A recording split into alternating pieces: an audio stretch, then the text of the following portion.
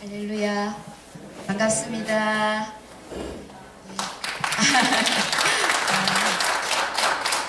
설교 전에 박수 받기는 처음입니다.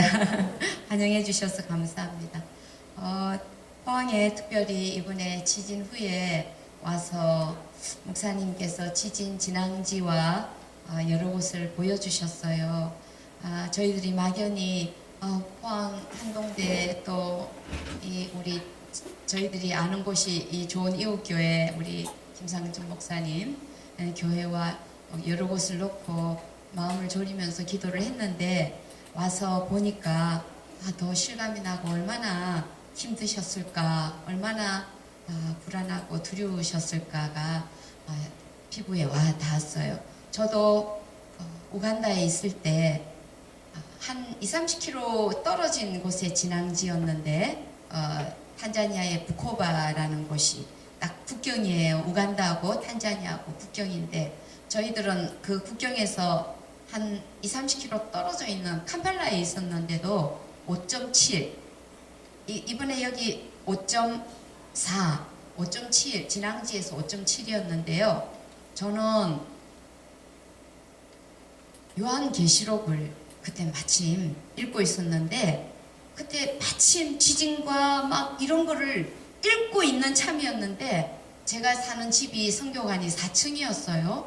정말 거짓말 안 보태고 4층 건물이 이렇게 움직였어요. 이렇게 창문이 다 떨어져서 저를 덮쳐내리는 줄 알았어요. 처음에는 강도든 줄 알았어요. 창문을 누가 쾅쾅쾅쾅쾅쾅 두들기는 거예요. 놀래가지고 누가 강도가 왔나 그랬는데 지진 그게 한 1-2분이 그렇게 하는데 너무 죽을 것 같은 두려움 있죠. 그로부터 한 몇 달을 이게 저 혼자 여진을 느끼는 거예요. 침대에 있으면 침대가 덜덜덜덜 그걸 느껴봐서 여러분들의 심정을 너무너무 공감합니다. 그런데 너무 이상했던 게 그날 며칠이었죠? 15일 그날 새벽에 제가 시간도 너무 정확하게 기억해요. 새벽 2시 29분 저에게는 무슨 일이 있었냐가 하면 제 방에 걸어놓은 십자가 나무 십자가 탄자니아에서 갖고 온 흑단목 굉장히 단단한 흑단목 십자가를 하나 갖고 왔어요. 아프리카에서 올 때 이제 기념 삼아 그거를 그 흑단목에 구멍이 홈이 이렇게 파져가지고 못에 딱 걸어놨기 때문에 그 십자가는 떨어질 일이 없어요. 그런데 뭐가 쿼당 하면서 떨어지는 거예요. 그 새벽 2시 29분에 너무 깜짝 놀라서 일어나서 반사적으로 몇 시인가씩 켜고 또 불빛이 필요해서 제 핸드폰을 탁 열었더니 2시 29분이었어요. 그날 여러분 지진 몇 시에 일어났죠? 14시 29분에 여기서 지진이 일어났답니다. 저는 그때 2시 29분에 이 뭔 일인가 몰랐어요. 근데 일어나서 보니까 십자가가 떨어졌고 십자가 밑에 제가 잠잘 때 켜놓는 스탠드가 가시 위에 구멍이 요만큼 뚫려 있었어요. 가시. 그런데 십자가가 바로 뚝 떨어지지 아니하고 소켓을 맞아서 그 뚜껑 요만한 구멍에 전등, 라이트 켜놓은 전등을 박살을 내고 팍 깨졌어요. 저는 그때는 이 무슨 일인지 이상하다. 지진이 일어났나 지금? 이 십자가가 떨어질 일이 없는데 그런데 그날 뉴스를 보니까 14시 29분 오후 2시 29분에 저에게 하나님께서 경고를 주신 12시간 만에 십자가가 벽에서 난데없이 떨어져서 그 스탠드 안에 있는 전등, 빛을 깨고 흑암이 돼버렸어요. 하나님께서 제게 큰 울림을 주셨습니다. 이것이 지금 한국 교회의 현실이다. 깨달아라. 흔드는 내 뜻을 알아라. 왜 포항을 흔드셨겠어요? 왜 경주를 흔드셨겠어요? 사랑하시니까. 포항에 여러분들을 깨우시는 거예요. 너희들이 먼저 일어나서 깨어있어. 기도해. 흔드는 주님의 뜻을 깨워서 하셔야 됩니다. 교회만 왔다 갔다 왔다 갔다 신앙생활, 종교생활 하시지 마시고 이제 주님 오실 때 다 됐어요. 이렇게 처처에 지진이 있잖아요. 지진이 10년 전보다 얼마나 지금 범세계적으로 작게 일어나는지 아십니까? 더 강도가 높아지는지 아십니까? 이게 무슨 말이에요? 무슨 뜻이죠? 주님이 오실 때 그만큼 다 됐다는 거예요. 지금 2017년이죠. 주님 태어나신 지 2000년이 훨씬 지났어요. 오늘 이제 저와 여러분들에게 주시는 주님의 말씀 여러분 귀 기울여 보시기 바랍니다. 아멘. 태초에 말씀이 계시니라. 이 말씀이 하나님과 함께 계셨으니 이 말씀은 곧 하나님이시니라. 여러분 함께 저와 함께 읽어오십시다. 태초에 말씀이 계시니라. 이 말씀이 하나님과 함께 계셨으니 이 말씀은 곧 하나님이시니라.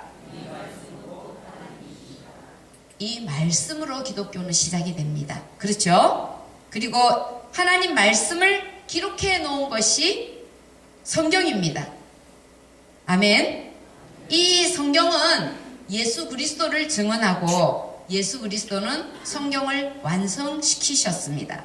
성경은 성령의 감동으로 완성된 책이죠. 성부, 성자, 성령 하나님 하나인 하나님이시죠.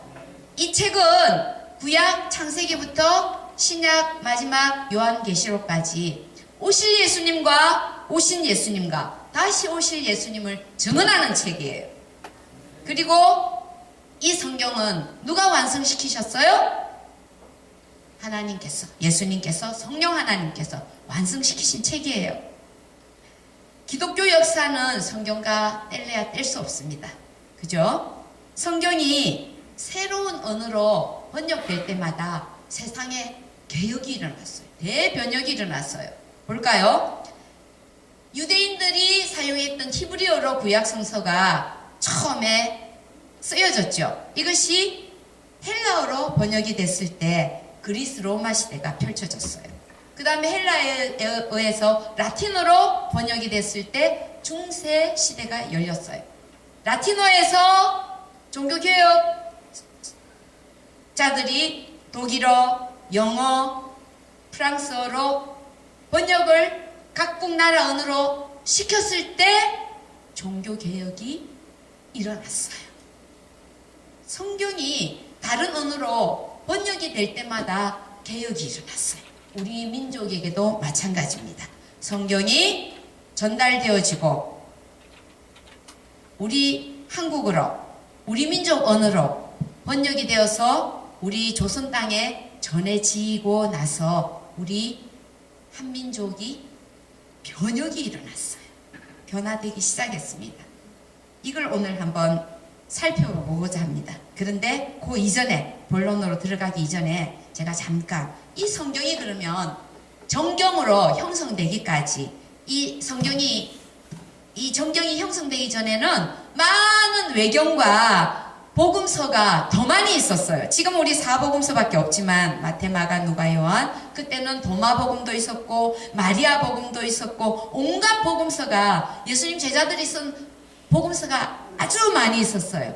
그런데 이렇게 구약 39권은 이미 있었던 거지만 신약 27권이 이 성경에 정경으로 들어오기까지의 역사가 있습니다. 그걸 여러분과 함께 나누고자 합니다.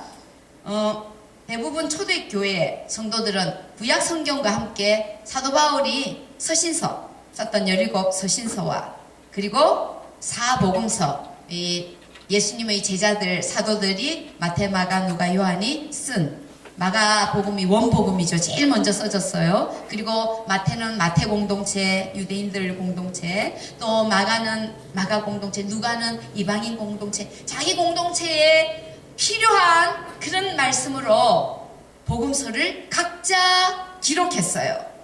그래서 초대교회는 구약성경, 그 다음 바울서신, 사복음서를 가지고 이 쪽복음이었죠. 그렇게 은혜를 나누고 있었습니다. 그런데 교회 전체가 동의할 수 있는 문서가 필요했어요. 정경이 필요했어요. 왜냐하면 이단들이 끊임없이 예수님 12제자가 죽고 난 다음에 이단들이 막 끊임없이 이 기독교를 뒤흔드는 거예요. 여러분, 롤렉스 시계는 가짜 있어요, 없어요? 있죠? 근데 그 싸구려 시계는 가짜 있어요, 없어요? 없어요. 우리 기독교의 가짜가 왜 이렇게 많은가? 지금도 신천지니 뭐니 우리 기독교 뿌리까지 흔드는 이단이 왜 이렇게 많은가? 우리가 진짜 진리이기 때문에, 진짜 보석이기 때문에, 보물이기 때문에 사단이 이걸 빼앗고자 이단이 그렇게 많은 거예요. 그 당시 초대교회부터 이단이 있었어요. 예수님 12제자들이 다 죽었고 마지막 제자 누구죠?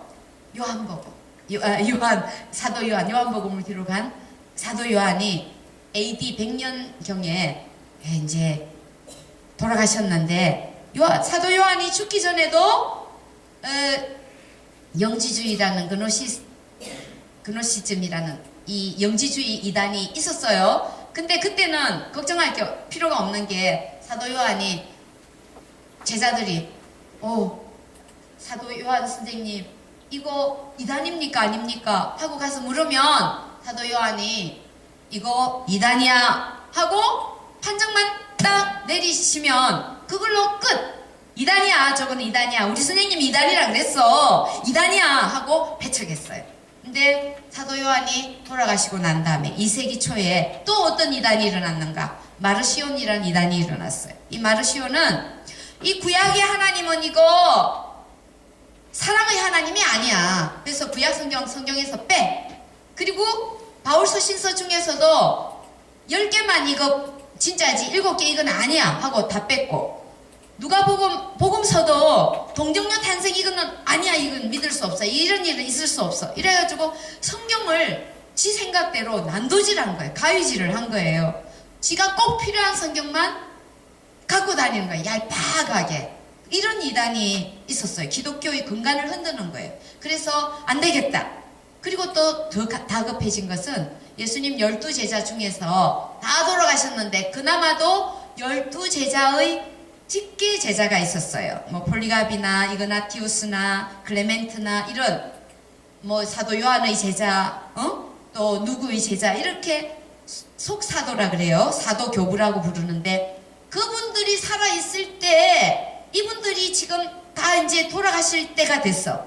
이분들이 살아계실 때 이 정경을 확정하는 게 더 권위가 있지 않을까. 왜냐하면 예수님의 직계 제자의 제자이기 때문에 예수님의 복음과 그래도 밀접하다, 그래도 제일 가깝다, 진리를 제일 잘 아시는 분들이 그나마 이분들이다 하고 생각해서 이분들 돌아가시기 전에 빨리 정경을 확정을 해야 되겠다. 그래서 2세기 말부터 이 솎아내는 작업, 이거 아니고 이거 아니고 하는 솎아내는 작업을 한 거예요. 근데 이게 생각보다 시간이 너무 많이 걸려요. 200년이 걸렸어. 4세기 말 367년에 지금의 우리가 읽는 이 성경이 완성이 됐어요. 그래서 최종 3927 구약 39권은 원래 있었던 거, 신약 27권이 정경으로 확정이 돼서 오늘날 우리에게까지 지금 전달이 된 겁니다. 로마 가톨릭이 중세시대 암흑기 왜 타락했는가? 많은 원인들이 있지만 가장 큰 원인은 성도들이 말씀을 접할 수 없었다는 거예요. 성경을 읽을 수가 없었어요. 왜냐하면 다 사제들이 예배 드릴 때 미사 때 라틴어로 쫑얼쫑얼 자기들도 잘 모르는 거 라틴어로 했고, 그리고 성경책이라는 게 그때는 인쇄술이 발명되지도 않았을 때라 파피루스나 동물 가죽에다가 그 수도원에서 수사들이 일일이 필사를 하는 거예요. 그래서 창세기 한 권이 동물 가죽에다 필사를 했으니까 이쪽 끝에서 저쪽 끝까지 창세기 한 권. 그러면 성경 66권을 한번 생각을 해보세요. 아마 이 교회당 가득 될 거예요. 그러면 그 성경 전체의 값이 얼만가? 성 하나. 성 하나를 통째로, 집 한 채가 아니에요. 성주에 성 하나를 통째로 팔아야 겨우 성경 한 권을 살 수 있는 값이 되었던 거예요. 그러니까 평민들은 성경을 접할 수도 만질 수도 읽을 수도 없는 시대였던 거예요. 여러분, 그런 성경을 여러분들은 두세 권씩 지금 갖고 계셔요. 그런데 풀풀 먼지만 날리고 주일날 훅 불고, 요새는 성경도 안 갖고 오죠. 빔 프로젝트 다 쏘아가지고. 성경 안 읽으면 오늘날도 마찬가지로 살아갈 수밖에 없어요. 왜? 말씀이 생명이고 말씀이 하나님이시고, 말씀과 접할 때 하나님과 접하기 때문에 말씀으로 기도를 해야 되는 거예요. 여러분들 기도는 전부 가만히 내 기도 한번 들어보세요. 하나님 이거 주세요, 저거 주세요, 이거 해주세요, 저거 해주세요. 하나님 무슨 요술방망이 무슨 응? 정말 하나님이 원하시는 기도는, 하나님 제가 주님 앞에 뭘 드릴까요? 주님 저를 통해서 어떻게 쓰시겠습니까? 주님 나를 받으소서. 주님 내가 여기 있나이다, 나를 보내소서. 이런 기도를 원하시는데 말씀이 없는 기도를 하니까 전부 하나님 내 거 해주세요, 내 거 해주세요, 기저귀 차고 하는 기도, 젖병 빠는 기도. 얼마나 애타실까 우리 아버지. 그래요 안 그래요? 내가 지금 나무교회에 왔으니까 막 이렇게 큰 소리 치는 거예요. 그래서 여러분, 좌우의 날성검과 같은 예리하신 하나님 말씀 앞에 나를 비춰서, 말씀의 거울 앞에 나를 비춰서 나의 죄악을 날마다 좌우의 날성검으로 도려내고 하나님 앞에 서는 것이 개혁입니다. 한국교회 지금 우리 주님께서 흔드실 수밖에 없는, 깨워야 하는 이런 지경에 와 있는데, 누가 먼저 개혁이 돼야 되겠습니까? 목사 네가 개혁돼야 돼. 장로 당신들이 개혁돼야 돼. 저 교회가 개혁돼야 돼가 아니라, 교회가 누구예요? 내가 교회, 내가. 나 하나하나가 모여서 교회가 되는 거잖아요. 주님이 보실 때는 내가 교회라고요. 주님이 원하시는 개혁은 내가 내 가슴을 치면서 내 탓이요, 내 탓이요, 내 탓입니다 주님. 내가 말씀 앞에 깨어지지 못하고, 내가 종교인으로 살았고, 내가 너무 이기적이었고, 내가 하나님 말씀 앞에 깨어지고 부서져야 그게 개혁인 거예요. 네가 개혁되라 말하지 마세요. 주님 앞에 새벽에 나와서 눈물로 내가 이때까지 어떻게 살았나 한번 여러분 말씀 앞에 서시기 바랍니다. 자, 종교개혁의 핵심은 말씀의 회복입니다. 딴 거 없습니다. 말씀에서 떠나면 개인이든 단체든 타락합니다. 그럴 수밖에 없는 거예요. 왜? 인간은 원래 죄성을 가지고 태어난 죄인이기 때문에 타락할 수밖에 없어요. 가만히 놔두면, 어린아이 태어나서 가만히 놔두면 그 아이는 어디로 가는지 아세요? 원죄를 지고 태어났기 때문에 가만히 놔두면 가서 떨어지는 것이 지옥이잖아요. 그래서 우리는 구원이 필요하잖아요. 그래서 하나님 말씀으로 우리가 개혁되고 구원받는 게 돌아서는 거야. 돌아서는 거야. 응? 회개는 돌아서서, 내가 가던 길로 가다가 돌아서서 가는 게 회개잖아요. 그래서 우리가 가던 길에서 돌아서서 천국길로 향해서 가는 거란 말이죠. 아멘. 네. 이게 아주 쉬운 회개 개혁의 표현인 거죠. 말씀의 회복이 개혁의 나 자신 개인의 개혁과 교회의 개혁과 종교 개혁, 그 당시 개혁도 핵심은 말씀이었습니다. 그래서 종교 개혁은 말씀의 성경의 보급과 맞물려 있는데, 하나님께서 우리 이 개신교의 종교 개혁을 하나님께서 인정하신 아픔이었어요. 그래서 참 하나님의 섭리가 너무 오묘하게, 무섭도록 오묘하게 1440년 독일의 구텐베르그라는 요한 구텐베르그라는 금속 기술자가 인쇄 활자를 발명을 해서 이 인쇄술을 발명을 한 거예요. 그래서 그 뒤부터 뭐 종교개혁의 시조, 우리는 종교개혁자라 그러면 말틴 루트 알죠?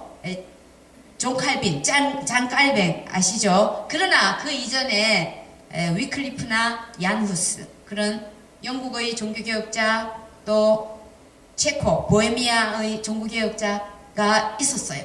말틴 루트를 말틴 루트 되게 한 사람이 위클리프예요. 이 위클리프가 말씀이 없기 때문에 우리들이 이렇게 하나님을 알지 못하고 타락하는구나, 타락의 길로 여전히 갈 수밖에 없구나. 그래서 옥스퍼드 대 학자들을 모아서 우리 이 라틴어 성경을 영어로 번역하자 해가지고 나온 게 영어 성경 위클리프 성경이에요. 여러분 들어보셨죠? 위클리프 성경이에요. 그리고 그때 맞물려서 1440년 이 위클리프는 1300 몇 년에 돌아가셨는데 얀 후스 때가 한 1400년대예요. 그때 바로 이 위클리프 성경을 번역하자마자 인쇄술이 발명이 됐어요. 그래서 제일 먼저 찍어낸 게 성경이에요. 인쇄술이 발명해서 제일 먼저 찍어낸 책이 성경이에요. 여러분 놀랍지 않습니까? 하나님께서 하시는 일입니다. 인쇄술이 왜 발명됐을까요? 성경 찍으라고 발명된 겁니다. 하나님께서는 그렇게 하신 거예요. 그리고 위클리프의 이 의인은 오직 믿음으로 살리라. 이거 위클리프의 이 철학이고 위클리프의 신조였어요. 이게 그대로 말틴 루트에게 전가가 된 거예요. 전해진 거예요. 그래서 말틴 루트의 스승은 위클리프예요. 네. 말틴 루트가 종교개혁을 일으킬 때 1517년이었죠. 95개 그 항목을 인쇄로 찍었어요. 많은 평민과 농민에게 뿌렸어요. 종교개혁자 한 사람이 개혁한다고 개혁이 되겠습니까? 많은 사람들이 들고 일어나서 농민봉기, 평민들이 막 들고 일어나서 이 말씀이 뿌려지고 의식이 개혁이 되고 종교개혁이 되고 그 철옹성 같은 천주교가 이 종교개혁 앞에 손을 들어보죠. 하나님께서 인정하신 아픔, 하나님께서 이 그 중세의 그 타락한 교회를 뒤집어 엎기 위해서. 그러면 지금은 어떻습니까? 지금은 종교개혁 그 중세 그 당시만 못합니까? 한국 교회에 정말 이 우리 한국 교회는 특히 이 유교물이 들어와가지고 사대주의, 계급주의, 뭐 우리 권사니, 집사니, 장로니 이게 계급으로 다 인식이 된 거예요. 여러분 그렇지 않습니까? 이게 계급이에요. 포지션이 아니에요. 펑션이에요. 기능이에요. 하나님 앞에 세워진 기능인데 우리는 이거 계급이라고 생각해요. 여러분들 암암리에 이거부터 깨워줘야 되는 거예요. 아니거든요. 예. 그리고 물질주의가 들어왔어요. 자본주의가 우리도 모르게 들어와 있어요. 물질 만능주의, 만모니즘이 들어와 있어요. 그게 하나님보다 더 위에 있어요. 어쩌면 돈 아니면 아무것도 못한다. 저 선교사로 10년 외국에 있었는데 선교사들도 마찬가지. 후원 끊기면 아무것도 못해. 돈이 곧 하나님이야. 돈이 돈 없으면 선교 못해. 저 자신도 그랬어요. 하나님께서 너무나 지금 이 한국 교회를 안타깝게 바라보시는 거예요. 우리를 지금 흔들고 깨우시는 거예요. 여러분들이 회개하지 않으면 더 큰 걸로 깨우실 거예요.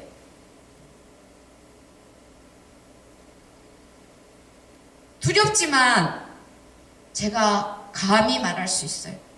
여러분 여기서 깨지 않으면 이 작은 여정을 통해서 오늘 이 저녁에 여러분들 이 말씀 들은 여러분들만이라도 깨어나면 하나님은 이 포항에서부터 좋은 이 교회에서부터 개혁이 불 번지듯이 번질 줄 믿습니다.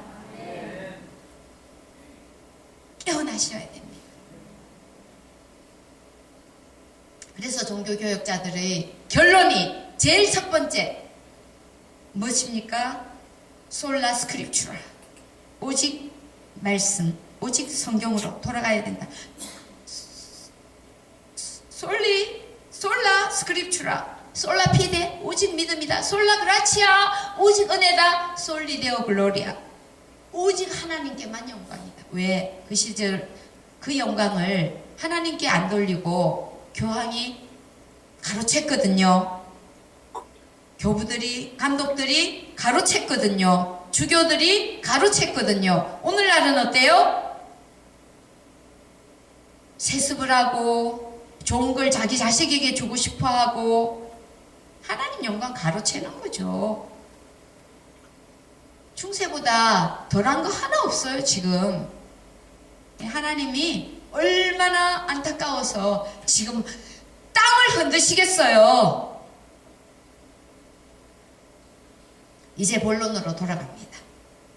그러면 이 성경이 우리 민족에게 어떻게 왔을까? 1882년 우리나라 이모년이에요. 이모년에 여름에 무슨 일이 일어났죠? 이모군란이 일어났어요. 역사를 좀 아시는 분, 이모군란이 뭐예요?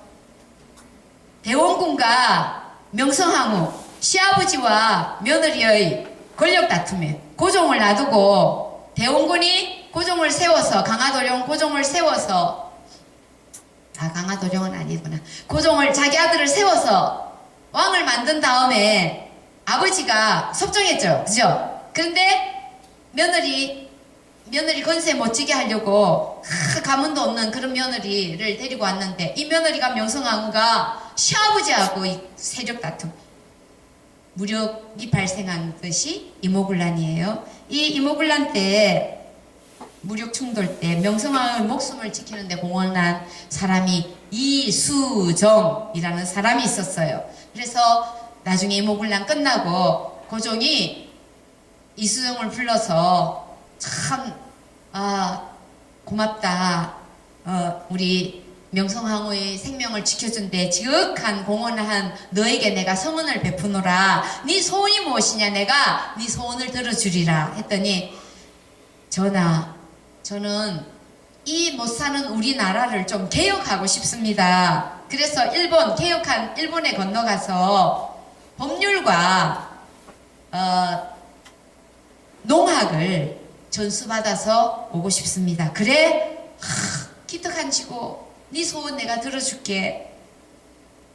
그러면서 일본에 유학을 보내는 성은을 입고 특혜를 입어서 일본에 갔어요. 일본에 가서 자기가 이제 농학을 배우고 싶으니까 일본에 가장 그 시절에 유명한, 그 시대에 유명한 츠다센이라는 농학학자가 있었는데, 츠다센 집에 가서 이제 거실에서 츠다센을 기다리고 있습니다. 그런데 거실에 보니까 듣도 보도 못한 한문이 족자가 이렇게 걸려 있는데, 심령이 가난한 자 복이 있나니 천국이 저들의 것이며 애통하는 자 복이 있나니 쭉 산상수훈의 말씀이 한문으로 쭉 써져 있는 거예요. 이상하다. 어떻게 가난한 자에게 복이 있다는 거야? 나는 우리나라 가난을 떨쳐버리기 위해서 지금 이 나라에 왔는데 이게 이상하다. 그러고는 관심을 가지고 이렇게 쳐다보고 있는데 츠다센이 산상수훈에 관심을 가지고 있는 이수정을 발견하고 이 츠다센이 기독교인이었어요. 한문 성경을 이수정에게 주면서 이 성경 한번 읽어보라고.